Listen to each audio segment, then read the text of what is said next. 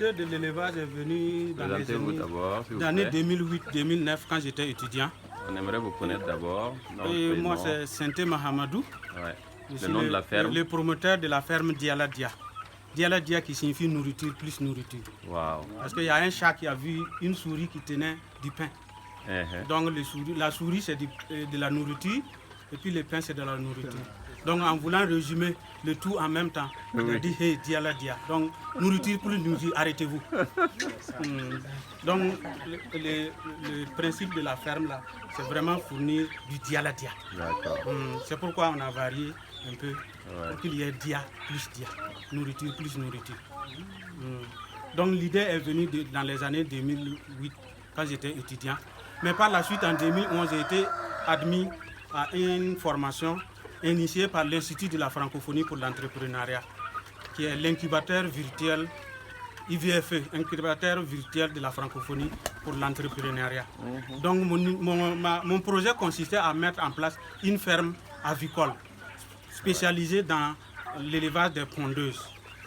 Donc dans la pratique, il fallait une aptitude managériale qui était la formation de l'IVFE et une formation technique en aviculture qui consistait à produire vraiment de la volaille. Donc je suis allé m'inscrire au CAS qui est vers vers Bungela. Donc on a suivi une formation que j'ai pu mettre dans mon business plan au niveau de l'IVFE. Maintenant, après avoir fini, les moyens manquaient. Pour mettre en pratique le projet, c'est compliqué. C'est ça. Donc en 2012, quand j'ai été admis au test de la CNSS et que j'ai été affecté ici, c'était vraiment une occasion pour moi de mettre en pratique ce que j'ai appris à l'IVFE. Donc c'est en 2013, j'étais en location au secteur 7. Je suis venu acquérir la parcelle ici. C'était vraiment la bourse. Donc j'ai commencé par des pondeuses. Mon premier prêt n'a pas consisté à finir la maison. J'ai pris le prêt, j'ai construit la maison jusqu'au chaînage et j'ai mis ça dans l'élevage des pondeuses. J'ai acquis 400 pondeuses en son temps avec la ferme Fadima. Donc je les ai élevées en 2013, jusqu'en fin 2013. À 2 mois, je suis venu les voir bizarres. Ils sont tous morts à 2 mois.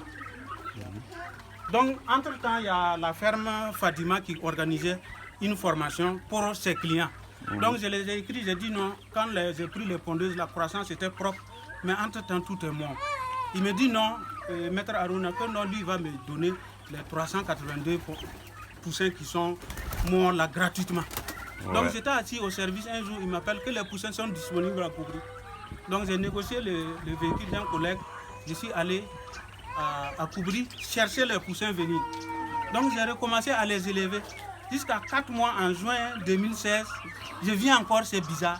En ce moment, j'ai commencé à compter, j'ai dit, 10 plaquettes par jour, ça fait 2000 francs par jour, ça fait 20 000. Je suis devenu riche.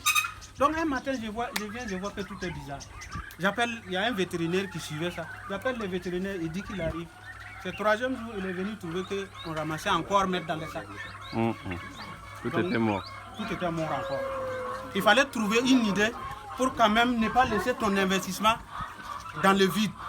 En ce moment, j'ai encore pris j'ai pris une petite couveuse de 180 œufs.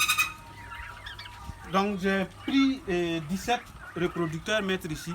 Et en temps, j'ai vu qu'à petite échelle, la rentabilité n'était pas ça. Il faut aller à grande échelle pour amortir les coûts fixes. C'est en ce moment que j'ai eu l'idée de prendre la grande couveuse. La couveuse de 4800 œufs. Donc c'est en 2018 que j'ai commandé la couveuse, mais c'est venu en 2019. Et à partir de 2019, je n'avais pas les moyens nécessaires pour faire fonctionner, puisque ça demande un certain nombre de kilowatts en énergie. Donc j'ai rassemblé pour commencer en 2020 la production des poussins. Et là, vous avez combien de têtes maintenant? Actuellement, j'ai 160 reproducteurs dans la maison qui pondent au moins 2 à 3 plaquettes par jour, de fécondés. Il y a près de 200 cailles qui sont là, qui pondent aussi. Il y a les oies. Parce que j'ai vendu, chaque fois que je fais, je vends les poussins et je laisse les reproducteurs. Parmi les poussins aussi, je sélectionne certains qui vont prendre la relève la prochaine fois. Donc pour les poussins, il faut forcément avoir un deuxième poulailler. Là, quand eux ils seront fatigués, on va les réformer, vendre et remettre. Et ceux qui seront dans le deuxième poulailler vont reprendre pour ne pas rompre le cycle de production. C'est pour connaître un peu, il a cité beaucoup de difficultés, mais comment est-ce que vous êtes arrivé à surmonter tout ça pour, malgré tout, arriver à ce niveau-là aujourd'hui? C'est le courage. C'est le courage. Parce qu'entre-temps, tu te demandes qui t'a mis dedans. Pour un exemple, quand j'ai perdu pour la deuxième fois les pondeuses ici, tous les voisins qui sont aux alentours sont venus me présenter leurs condoléances. Parce que ils ont vu la souffrance qui était derrière ça, l'investissement financier, l'investissement en ressources humaines et autres. Il y avait un gardien qui était là, dans les 10 tonnes, et qui surveillait les pondeuses. Donc chaque fois que tu retombes, il faut diversifier et aussi aller dans le sens de ne plus répéter les mêmes erreurs. D'accord.